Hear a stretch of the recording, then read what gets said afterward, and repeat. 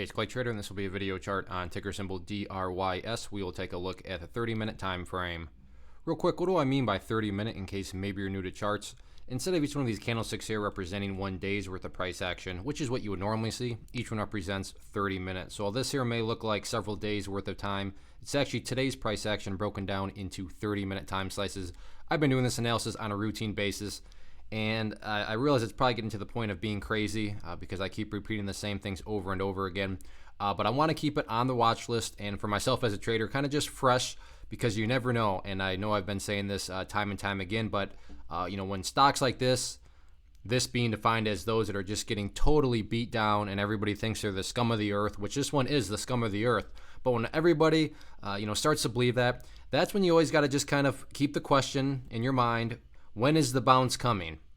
Now, the bounce is not the same as reversal, so I'm not going to say this thing is going to skyrocket back up to $5 next week or anything. But when stocks get beat up, whether there's dilution or not going on, at some point there's going to be some sort of decent bounce. And nobody's going to know when that's going to happen.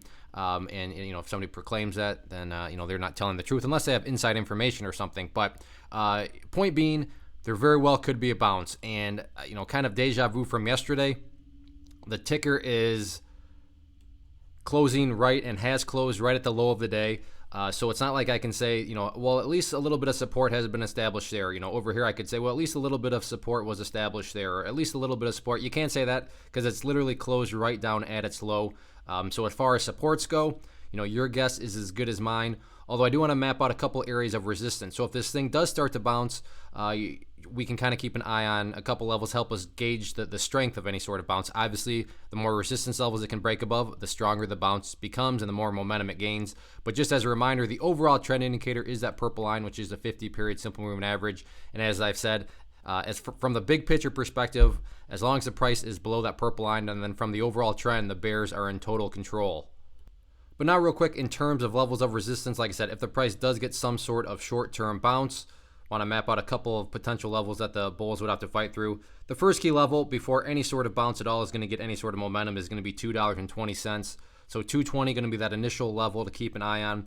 After $2.20, next key level up there around $2.50. If the price could get up above $2.50, that could really start to draw in some more eyeballs and some more interest. But one step at a time. This thing's first obviously just got to find some sort of bottom. So a disastrous week for the chart, but you never know when a bounce may be around the corner. So it's worth keeping an eye on, and that's what I'm going to do.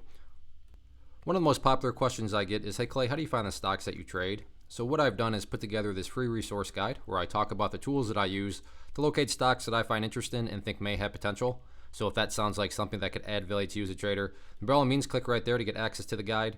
The guide itself is very short and to the point, and like I say, it is free. Thanks for watching. Have a great weekend.